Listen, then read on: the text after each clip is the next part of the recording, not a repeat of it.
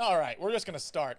I'm not 100% sure how to do the whole scene transition thing, but this is the Ask Gallant Anything show. You can ask me any question, and I will find a way to work it into this bad boy. You will see it to my left on this little video stream platform, any questions that may come across. I'll answer questions like this one. A grilled cheese sandwich or a taco, who ends up winning? Gotta say, you're probably not going to like my answer on this one because I hate cheese. I ain't eating that grilled cheese sandwich. Tacos generally have cheese in them too, unless they're made the right way. I don't like it with that. Grilled cheese, it's so boring, it's so lame, it's so nothing. You better have someone that's putting it together on some really good bread, maybe French toast or something like that. I'd imagine if you even like grilled cheese. So I think the taco wins pretty handily. And I base that not only off of my disdain for the idea of a grilled cheese sandwich, but off of the dating profile apps that I see in the Seattle area, Houston area, of just about every single woman, where the key to everyone's heart is tacos. It's nothing else, just tacos. That's it. So you can ask any question that you want. I want to start off talking about what everybody on the outside thinks is awful, and what everybody on the inside is starting to come to terms with as being a huge issue. I am talking about the Seattle Seahawks defense. It generally takes a while to admit that something that you know is a part of you is deeply flawed. So let's act as if the Seahawks defense is a part of all of us. There are a lot of issues right now, and I think that we are all to the point where we think that changes need to be made. Some people think that change should be the removal of Ken Norton Jr. Other people, they believe it is a matter of, well, Quentin Dunbar stinks, Trey Flowers stinks. Can't play those guys anymore. Maybe it's somebody else. But generally, when everybody on the outside is pointing at you, it's bad. So if there is anyone out there that is holding out hope that this Seahawks defense is going to be a plus unit by the end of the year, I've got some bad news for you. That's very unlikely. The trade deadline's gone, and yes, they brought in Carlos Dunlap, and yes, they are blitzing up a storm and creating quite the pass rush. But the idea that these guys on the defensive side of the football are going to be able to push Seattle over the edge, I'm just having a really hard time envisioning that. You should as well. It's time to accept it. Stop waiting and holding out hope. Because now that everybody on the outside sees it, you have to see it. And I talk about this because I once went through this exact same problem when I was in Houston, when I was covering the Houston Texans, when I was covering Brock Osweiler.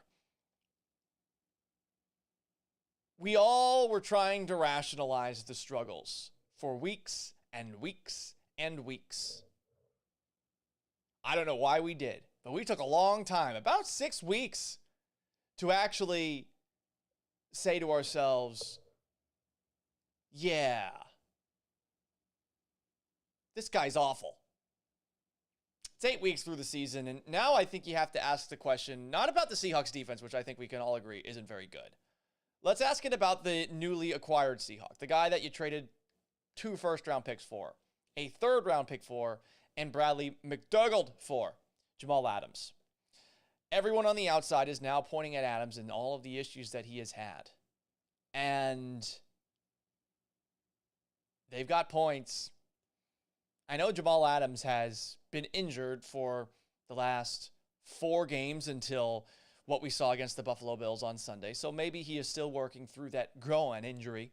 But we saw him get shaken like a Polaroid picture by Stephon Diggs in coverage. Why he was covering Stephon Diggs, honestly, I do not know the answer to that question. But it wasn't good, and it doesn't make me feel like he's going to be a plus player for you when it comes to your secondary, which is the worst part of your team.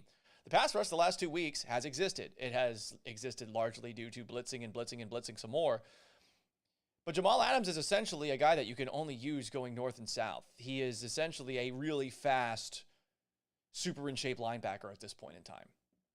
And I don't know how that's going to change And I don't know that that's worth 2 first-round picks. And now I'm going back to my original reaction to the trade for Jamal Adams. 2 first-round picks, a third-round pick, Bradley McDougald. And I'm wondering if he is going to give you the impact that that purchase price entails. I understand the idea that the Seahawks likely were not going to get a very good first-round pick at the back of the first round next year, the year after that, because we think that even with or without Jamal Adams, that they're going to be a team that's drafting towards the back because they're going to make the playoffs. But Adams was supposed to make your defense better. Your defense is worse this season. That is not debatable. And with that in mind, I feel like it's time to start looking at other solutions. And I don't know that that solution is Ken Norton Jr., but you saw it against the Patriots. He couldn't cover, and he ranks 78th out of 92 safeties per Pro Football Focus's coverage grade. That's something that has to change. Let's get to some of your questions. It's Ask Gallant Anything. Michael Walters, if you started losing your hair, would you go bald? Yeah, and you know what? I'm going to make an admission right now. The hairline is receding to a degree that I do not like. I actually started taking that finasteride stuff because it's freaking me out. And I'm supposed to, I think that you're supposed to take it once it starts going back because it stops the progress. So, yeah. If I were to go to the point where I got the monk thing going on up top, I would shave it all the way. But I have changed my haircut a little bit because my widow's peak is aggressive right now. And shoot, for all I know, I might actually end up pasting a little Rogaine up top. 31, things change. I'm a little disappointed that my luscious locks are no longer quite as strong as what they used to be. They grow like weeds on the side, but that is something that if it were to turn into the monk cut, absolutely, I'm shaving that thing off. Shaylin Alvarez, how does The Mandalorian tie in with the subject with football? We're going to get to my thoughts on the first 2 episodes of The Mandalorian later because I know that not everybody is as nerdy as me. But I actually just wrote an article about the Seahawks and the teams in the NFC that they're going to be competing with for the 1 seed and for playoff positioning. And I compare them to Boba Fett. And here's why. Boba Fett looks the part. Looks like a badass. He's got this awesome armor on. He's got every single weapon at his disposal. You know he is fearless. He's not scared of a Jedi. You know that he is famous for disintegrating people. And that's a lot like the Seahawks offense. But Boba Fett got bumped off of a barge by a blind Han Solo who was still dealing with hibernation sickness and got eaten by a hole in the sand. So that's the Seahawks defense. They're mortal. The good news is that the rest of the NFC is also mortal. So there you go, Shaylin. I hope that that worked together very well. Paris John asks, J.J. Watt trade during the offseason. There are a lot of Texans right now that are not too pleased. I know the news today is about the firing of Amy Palchik, who was the PR head of the Houston Texans. There has been a lot of hullabaloo over a PR person losing their job. Honestly, I'm not as connected as I used to be. I don't know all of the details. I have my own guesses and I have my own thoughts, personal thoughts on the firing. I'm not going to act as if I am as broken up about it as other people are. But with the way that some of the Texans are speaking up about it, I think a lot of them are starting to angle for ways that they can get out of the organization. As my cat steps on my audio board, and I just shoved her off of that. What are you doing? Come here. Everybody, this is my cat, Aria. She's an attention seeker. And do you have any takes? Anything? Anything at all? You going to provide anything to the conversation? You going to get me any food? Going to help me pay the bills? Nope. Do none of those things? Cool. Awesome. Thank you, Arya. Michael Walters, where is Mrs. Gallant? I ain't married. That ain't happening anytime soon. Thin crust or deep dish pizza?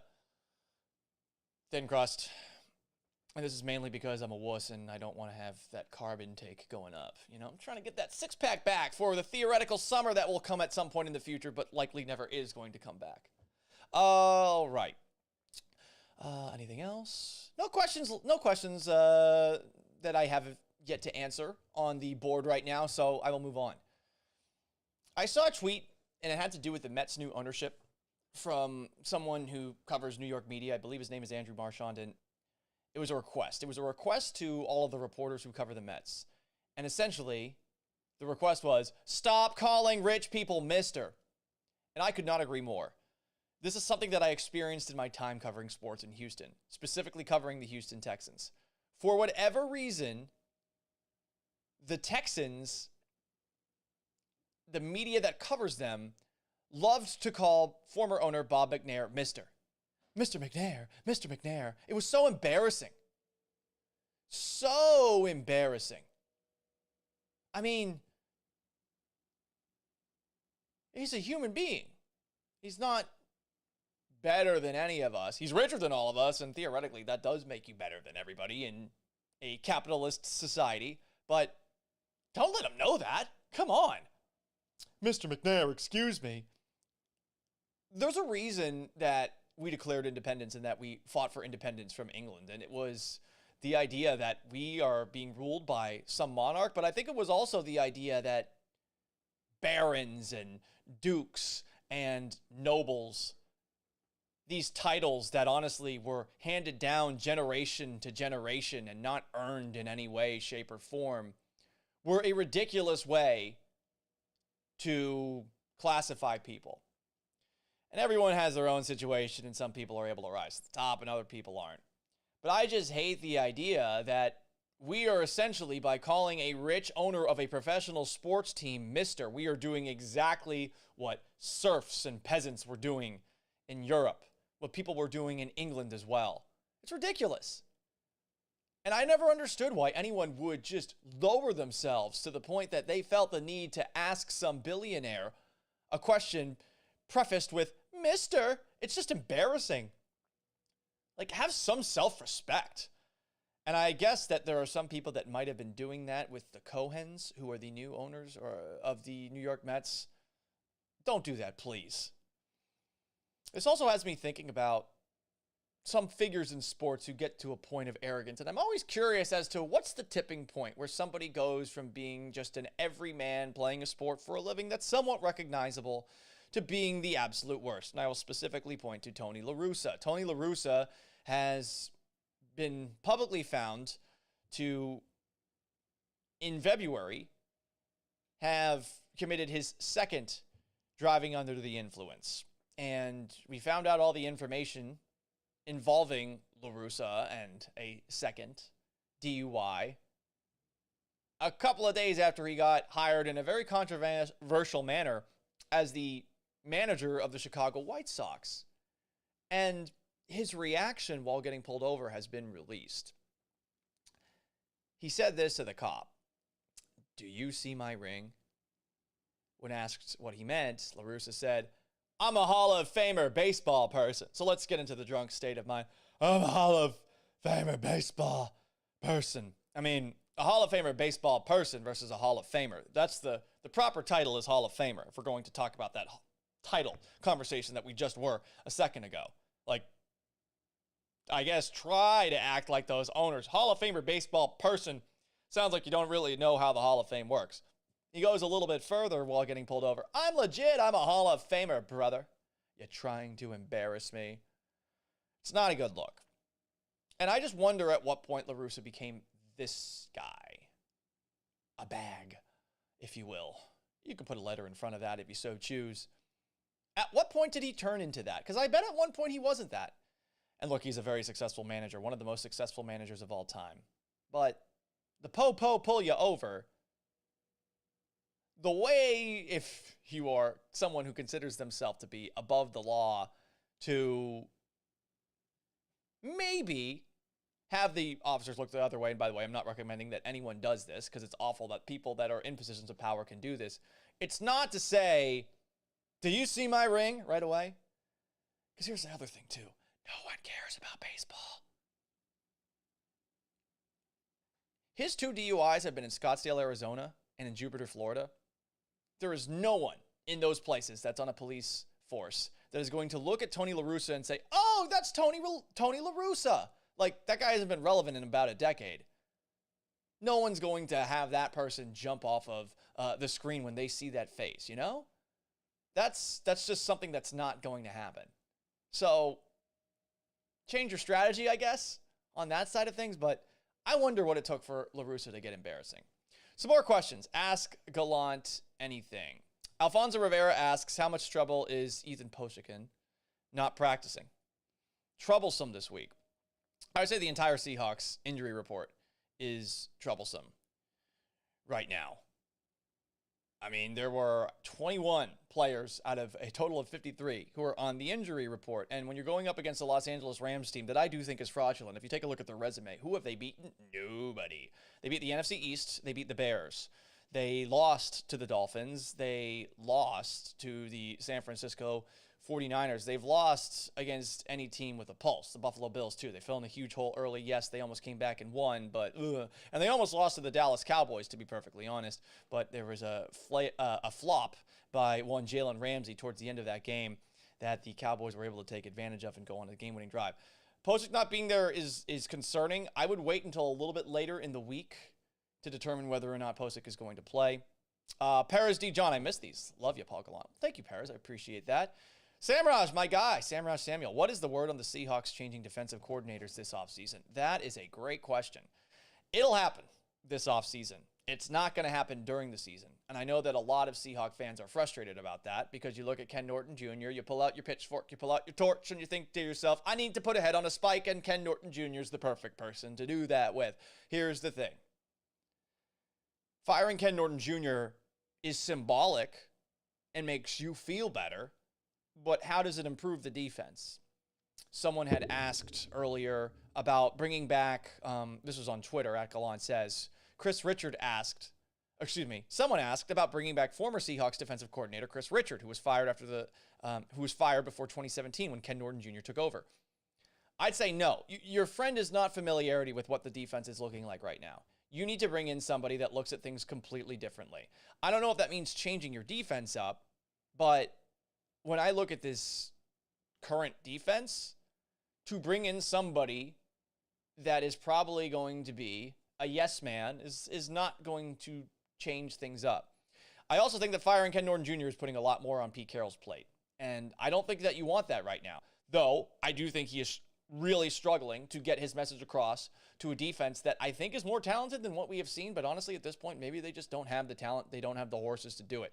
Quentin Dunbar is confusing the heck out of me. How is Quentin Dunbar injured, but simultaneously is somebody who is not apparently able to follow the Seahawks defensive instructions? What's the real issue here? Is it the injury? Because on Monday morning, I thought it was the injury. Then on Monday afternoon, when Pete Carroll elaborates how Dunbar's playing so far off the ball and that's not what they want, now I'm like, okay, so we can't follow directions? Yikes. What else? What else do we have question-wise? Mick, is the Texans season over? No. Plenty of season left. I'm sorry that things have gone the way that they have. I do not enjoy watching it from afar. I do enjoy some of the chaos taking place within the organization, but that is entirely personal and petty. I feel for every single Texans fan right now. This stinks. That team is way too talented to be a 2-win team right now. Paris John, bro, Brady and the Bucks, what happened? I don't know. That was awful, wasn't it? Sunday night. And it's one of the reasons that I'm not as bummed out about the Seahawks and their recent struggles defensively. If you take a look at the rest of the teams in the NFC, there are all serious flaws that they're going to have to work through. First off, look at the Rams who the Seahawks play on Sunday. Jared Goff is not a good quarterback. Is he a bad quarterback? I wouldn't go that far, but he is dramatically overpaid. And the Rams haven't played anyone yet. The Cardinals are so up and down, and Cliff Kingsbury, that guy's not a good coach. He's just not smart. Back-to-back games, strange game management decisions, one of which almost allowed the Seahawks to get out with an undeserved win, icing his own kicker, and then 4th and 1, you've run for almost 200 yards, you kick a field goal with 2 minutes left against the Dolphins? You don't have faith that you can get that 1 yard when Kyler Murray's averaging nearly 10 yards a rush? Come on. Then the Packers, they can't stop the run. I think the Packers are a bad matchup for the Seahawks with the way that they have been throwing the football. But whenever they have gone up against a good team this year, they've been pulverized. Then look at the Bucs. Okay, they're probably the most balanced team in the league, but what happened the last 2 weeks? They needed a shaky, questionable, I didn't think it was pass interference, but they needed a non-pass interference call on a 2-point conversion to escape overtime with the Giants. And then they just got blitzed by the Saints. And then the Saints have only beaten the Bucs convincingly this year. Every other game that they have played, hasn't looked so good, and they lost to the Packers. So the NFC wide open. The NFC, not a very good conference this year. What else? What other questions do we have here? Jimmy Bible, grilled cheese or taco? Has this been addressed? Yes, the taco beats the heck out of the grilled cheese sandwich. I think grilled cheese sandwiches are boring and don't have a lot of creativity to them. I don't think that they would know exactly what to do in a battle. Also, I don't like cheese. So now you know that. Michael Larson. Oh, this is very corny, but I'll read it as dramatically as I can. Why did Pete Carroll allow the Seahawks defense to go from being the LOB to the LOL? Well, everyone got old. It's that simple. They did such a great job of drafting and developing from the turn of this past decade. And those players, guys who were not first-round picks outside of Earl Thomas, they just became so good. Was it because of the system, or was it because they were just really skilled players? I think it's a little bit of both, but also the development that Pete Carroll and the other coaches on that staff, Gus Bradley, who isn't there anymore. A lot of people call for Dan Quinn to be reintroduced to the Seahawks defense. Honestly, I think Gus Bradley might be the guy for this offseason to try to convince to come and be your defensive coordinator in a post-Ken Norton Jr. world. If you do want to continue to stay with the same defense that you've been going for such a long time, but I also feel like you should be looking outside. I don't know that it's Pete Carroll allowing, though. And I would say that in this past game, one of the things that I'm still holding out hope for, maybe I'm not even doing this, maybe I'm doing exactly what I told everyone not to do, admitting that something is bad when everyone else is saying it's bad. But no Shaquille Griffin, no Ugo Amadi. They have those two. I think they're going to be better. How much better? Oh, probably not that much better. Mick, this is a tough question. This is gonna polarize the audience, and I'm gonna walk on that fence. City-wise, which is better, Houston or Seattle? Now, I have not been able to give Seattle the same chance that I would have liked to because of COVID-19. Football season was until February last year. I don't really do anything fun during football season outside of the occasional weekend drink with friends. I also will say that my first year in Seattle didn't really have a great group of friends to hang out with. It was, to be honest, non-existent. So, sort of twiddling by myself, sad, lonely, and missing the great group of friends that I have in Houston. What I miss the most about Houston is the food and my friends.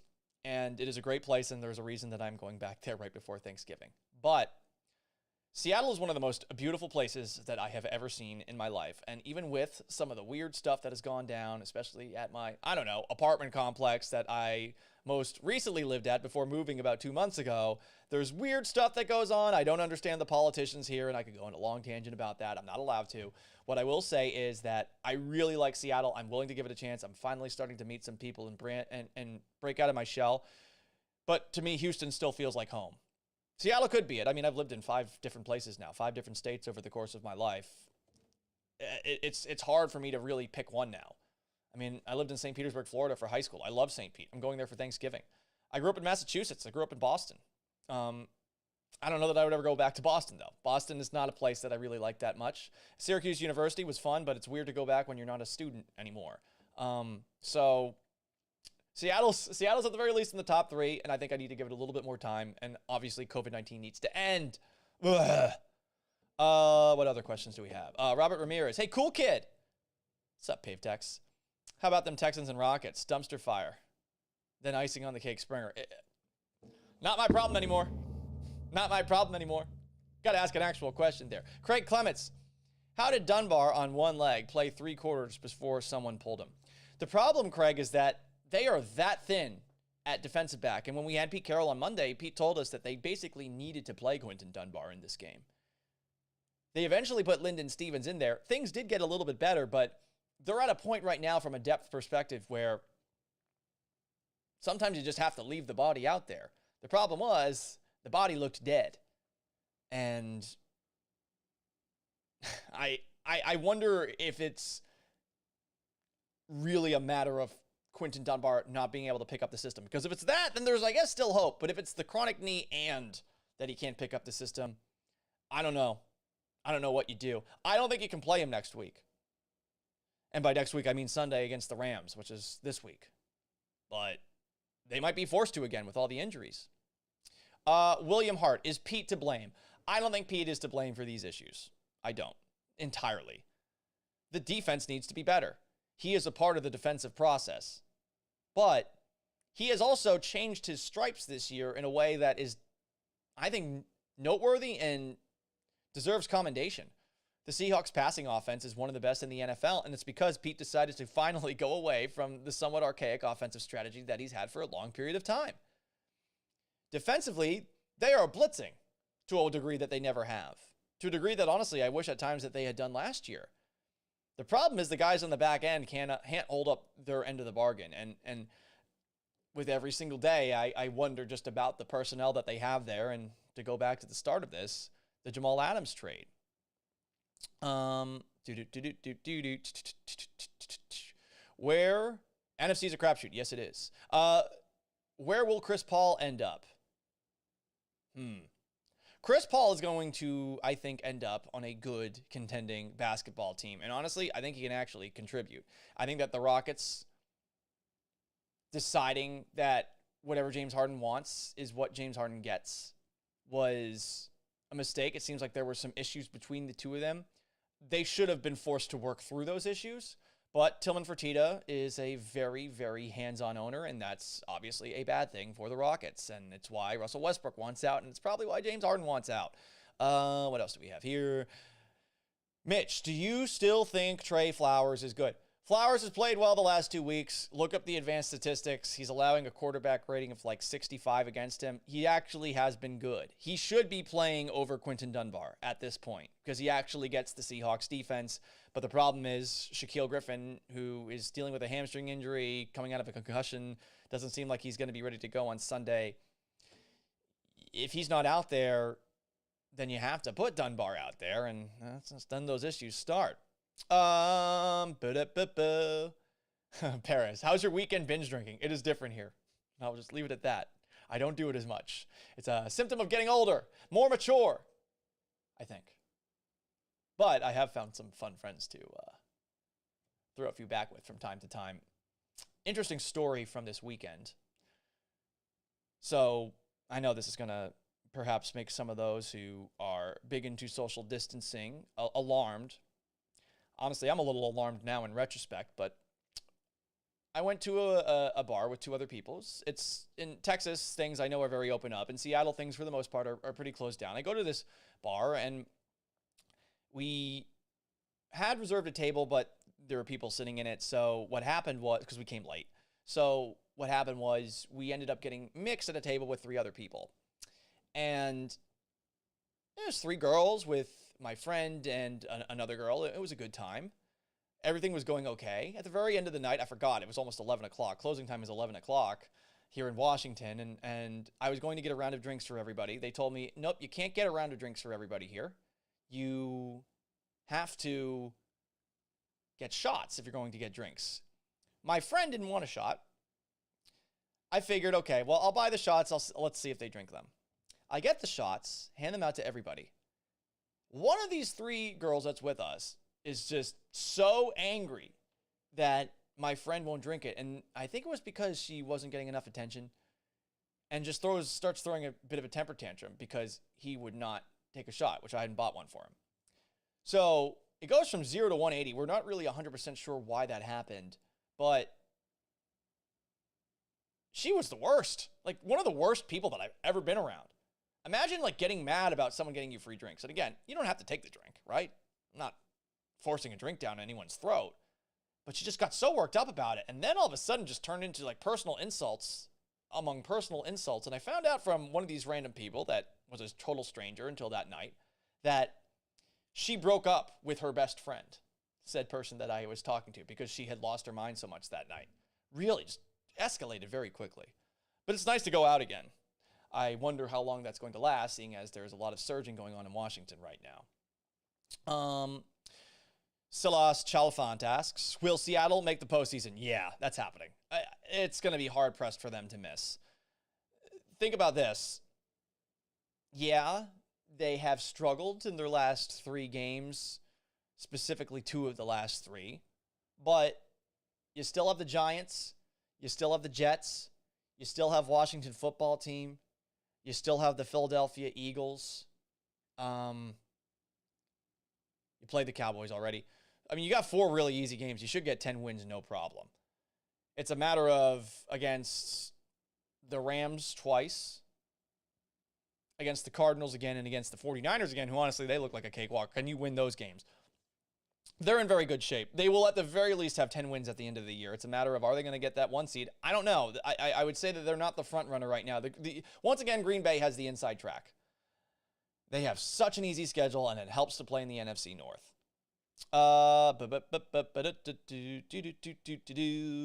What other questions do we have? We have a couple more before I get into my hot takes on The Mandalorian. A question: has it been hard to adopt new teams? I know some people in Houston aren't going to like hearing this, because I had a very difficult time following. I guess not following. I mean, it was my job. I had a hard time rooting for the Texans. In retrospect, it's something that I wish I had been a little bit quicker to do. I remember coming here from Boston, being a Patriots fan, looking at the Texans, being annoyed that people thought that team in 2011 was good, because I didn't. I know that they, made the playoffs and they had that flounder at the end of the season because Matt Schaub got hurt. I didn't respect them. And in 2012, I felt the same way, and the Letterman jacket game happened. There was confirmation bias for me. And I was annoyed by some of the people that were so angry at me for just dismissing the Texans entirely. Probably could have handled that a little bit better, been a little bit less arrogant in retrospect, but we are who we are. We learn from our mistakes. But the Texans were difficult to get behind. I never got behind the Rockets. In fact, I don't like them, period. Said it before, I'll say it again. I don't like the Rockets. I don't like the way that they're run. I didn't like the only people I liked are gone. I liked Mike D'Antoni a lot, and I liked Daryl Morey. They're both gone. Can't stand Harden. Can't stand Russell Westbrook. The style of basketball that those two play, it's nothing personal with them. PJ Tucker's the only guy that I like. So with the Astros, with the Rockets, never happened. The Astros, I actually was a fan of the Astros. I abandoned my fanhood since I moved here, and I work at the flagship station of the Seattle Mariners, and I made a big show about giving it up. There is a part of me that still enjoys seeing the Astros succeed, and I really had a good time watching the American League Championship Series. They were down 3-0. They forced a Game 7. That was something else. But I'm a Mariners guy now. The Mariners were easy to get behind this year because of what Kyle Lewis did. The Seahawks I've always respected. I have always respected them, and a lot of it has to do with the fact that they always play New England close.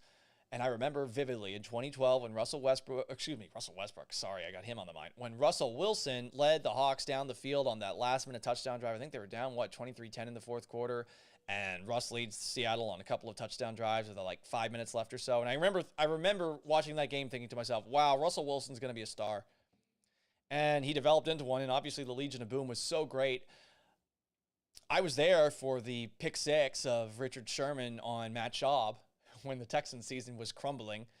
And I did not know that the Seahawks would go on to win a Super Bowl that year, but in retrospect, it was pretty cool to have been there for that. It was a part of the 4-0 start, the first 4-0 start in franchise history. So long-winded answer, yes, it has been very easy for me to get behind the Seattle sports teams here. And if there's ever a basketball team, I will get behind them. There is always going to be a part of me that likes the Patriots and likes the Celtics. It was weird watching Seahawks-Patriots earlier this year, I'll be totally honest. It's one of those games where I think I was okay with whoever won. And it's weird because I felt that same way the last couple of years watching the Texans and the Patriots, because eventually I did come to sort of like the Texans. I would be more angry that the Texans blew it than happy about the Patriots winning.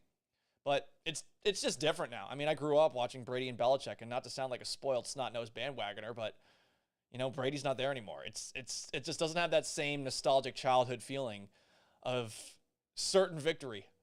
And that's made it also very easy to fall in line with the Seahawks, who are a lot of fun. I really like Pete Carroll. I really like those people in the organization that I've gotten to know. And they've treated me well.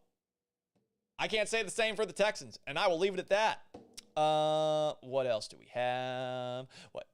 have? Could you see the Seahawks defense, says Cody, start to gel considering all the new guys are finally on the field at the same time and get to be a top 20 unit? Top 20 is not a very high bar to clear. I think it's possible. I don't think it's likely. Just based off of what we've seen. And I know Brandon Gustafson, who writes for 710sports.com, wrote a really good piece that I think you should check out comparing this year's Seahawks to the 2018 Kansas City Chiefs. The 2018 Kansas City Chiefs made it all the way to the AFC Championship game, and then they just got bodied. They got killed. Defensively. Why did I say they get bodied? I don't know why I was so confident in saying that. I'm totally wrong. They played very poorly in the first half of that game. They were down 14-0, and the Chiefs' offense did not show up. The second half, the Chiefs rallied back. It almost goes to overtime. D Ford steps off sides. Brady throws an interception. And after the Chiefs lose that game, they fired, despite going to overtime in the AFC Championship game, they did not get bodied. I'm an idiot for saying that. They fired their entire defensive coaching staff. The entire thing. They fired everybody. And they also replaced 6 starters. And then they won the Super Bowl the next year. Was the defense that much better? No, it wasn't, in my opinion. I know Tyrann Mathieu would tell you otherwise. Okay, Tyrann. But they were able to make it change over an offseason. I don't know that you can really make it change to a point where you're going to win a Super Bowl with the current group. I think you can get to one, though. The NFC is wide open. I have a hard time seeing this defense slowing down Patrick Mahomes with how he is playing. He is getting better at being safe with the football every single year. And once again, he is right back at the top of the MVP conversation after a couple of shaky weeks from Russ. Paris says, Paul, I love Tom Brady. Yep, I do too. I do too. Part 2 in the Dunbar question from Craig Clemets. I can barely read. How do you have CBS on the roster? Cornerbacks on the roster. CBS, jeez. Now I'm reading, literally. And none could play till the 4th on the outside. That seems like coaching. How do you not have the depth? Well, think about it from this perspective. You'll have a roster of 53 guys, but going from cornerback number 1 to cornerback number 4, that's a pretty big drop-off, right? Going from cornerback number 1 to quarterback number 5 to cornerback who has not been here probably all season long, to a cornerback who has probably not been practicing a whole lot, and at least with the Seahawks defense, maybe on the scout team he's been practicing. That is a dramatic change. And I don't think that's a matter of coaching. Now, over time, if you continue to have that guy out there, that's a very strange decision as far as game management goes. And at some point, you do need to put the other guy out there. They probably should have pulled Dunbar earlier. I think we can all agree on that. But the guy that you were putting in for him, did you trust that he would be better? And I guess that's an indictment on Lyndon Stevens, but I don't know that I would have felt comfortable pulling Dunbar from the game, no matter how injured he might be, just because I feel like I know that he has some playmaking ability, but maybe that's just totally shot at this point. And I don't think you can play Dunbar next week, but you might, again, have such a depth issue that you can't pull him out. But I think at this point, you may as well start throwing things at the wall.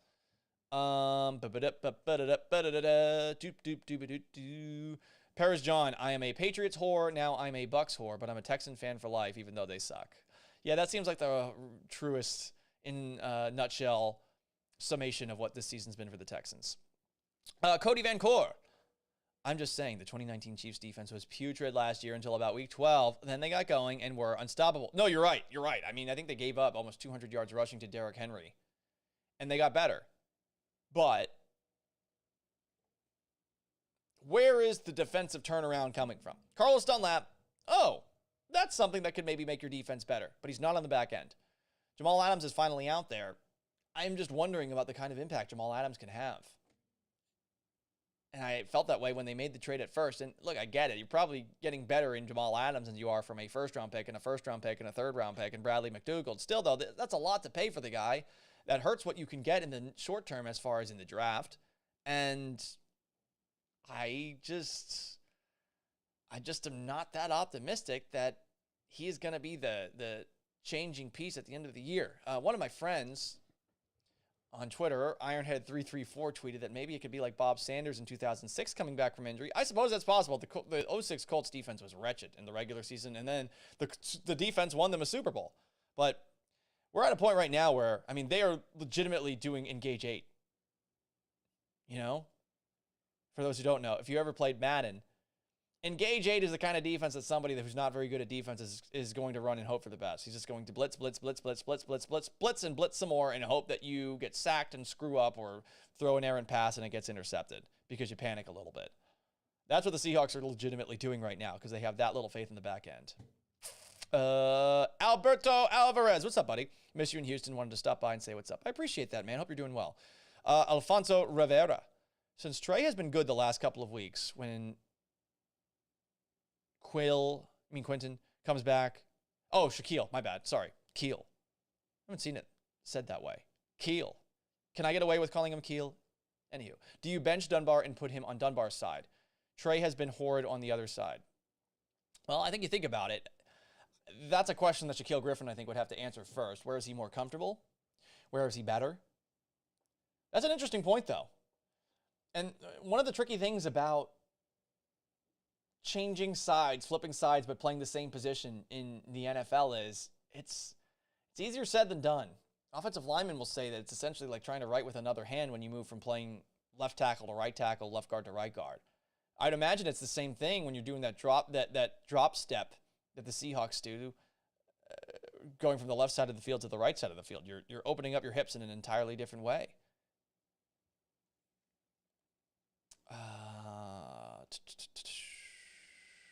Cody, he was very good that season on that side. Well, look, I'll admit I wasn't there for his rookie season. So if that's the case, every option should be on the table, to put it succinctly. Let's drink a little water here. In my gullet. Scuba-doo-wop. Sorry, I keep making that noise. I don't know why I'm doing it. Cody Vancouver, I think Adams could have a killer impact if your cornerbacks were anywhere near serviceable or healthy. I'm hoping that's the case. Like, that's legitimately all you can hope for at this point. Everyone thought the secondary was going to be the strength too, Cody, to continue your question. Everyone thought it was going to be the strength. Sadly, it's not. I don't really know what to say. You know? We were all wrong. And now everyone is reminding us of that. All right. It's time for me now to give you my hot The Mandalorian takes. I have not talked about television shows that I enjoy in a really long time. I watched the first 2 episodes of this. It is on Disney Plus if you haven't. This is the closest thing that I have to Game of Thrones, even though Game of Thrones is now done and kind of stunk with the way that it ended. I watched the first 2 episodes. I hate Boba Fett. They're bringing back Boba Fett. Guys, Boba Fett sucks. He is the worst. He is a worthless character. Ooh, look at me. I have cool armor. I was an action figure for kids leading up to The Empire Strikes Back. Worthless. Barely has any lines, yet everyone assumes he's so tough because Darth Vader says to him, no incinerations. Cool. He's great at essentially putting Han Solo's frozen carbonite casket on a dummy. On one of those trolleys in like a moving, floating gravitation hover trolley. Great. He looks so badass. Wow, he shot at Luke a couple of times. His spaceship's so cool. Woo! He's not afraid of any Jedis. And then he gets hip checked by a blind dude and eaten by a hole in the sand. What a loser. And people are supposed to get hyped up about this guy returning. And for those who don't know, if you watched the first episode of The Mandalorian, Timothy Olyphant plays this dude who is wearing Boba Fett's armor because he got it somehow, some way. And you're wondering, wait, how? How did that happen? How did he get this armor? So Mando gets his armor, leaves for another planet. More on him in a second. And at the very end of the episode, you see this dude who looks like this weird like Jedi hermit who's in a robe, who's just walking through and who's following the Mandalorian. I wonder if he is following him off the planet. I think it would be very hard. I don't know if Boba Fett still has his original ship, Slave One, for those who don't know what it is. I'm very curious as to if he comes back the rest of the show. I don't really need him to, though. He sucks. He's never been good. He got eaten by a hole in the sand. God, like, why does everyone like him so much? Yes, his armor looks cool. There are teams in sports that have cool uniforms. That doesn't mean they're good. I think the Oakland A's have great uniforms. They're going to blow it every single postseason, before every single postseason. Oh, Boba's terrible. And now he's stalking after Mando, as Paris John says. Come on. Now he's going to hitchhike to another planet? That annoyed me. Legendarily overrated character. I wish he was dead. He's not. Sorry. For the Boba Fett stands out there. That first episode was essentially Tremors 5, The Legend of Curly's Gold. Another episode of Tremors. Great. No Kevin Bacon. I think Kevin Bacon was in the original one, right? I hope we see Timothy Olyphant again. I don't know that we will, because it seems like we've gone away from Tatooine. I hope we see less of that lady who works at the junker. That lady's annoying. That lady is basically the female version of me. Just obnoxious, doesn't stop talking, lies all the time. I guess I don't really lie. I'm bad at lying. But, God, she's terrible. It's always got these, like, bad wisecracks. And the Mando just trusts her. I don't get it. Like, stop. Stop interacting with her. She's clearly terrible. She just, like, pawns some random frog that wants to deliver its eggs to another planet. Let little baby Yoda eat all those eggs, too. Like, this is a worthless quest. And basically, they guilt trip him by saying, I thought that Mandalorians had honor. Sometimes he shows honor, but then at the other side of things, he's riding the speeder bike, and they hold out that string to take out the speeder bike, and that one dude, he trades him his jetpack so that he can get Baby Yoda back. And then he makes him blow up right afterwards. So, like, he has honor in selective situations.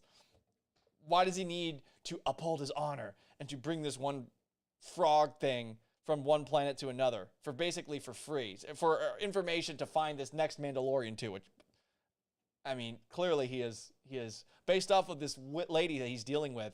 Clearly he is not dealing with anyone truthful. So why should he believe he's actually going to find that person on the next planet? Anyway, I'm overanalyzing this. If you're looking for something to watch on TV, Ted Lasso on Apple TV is awesome.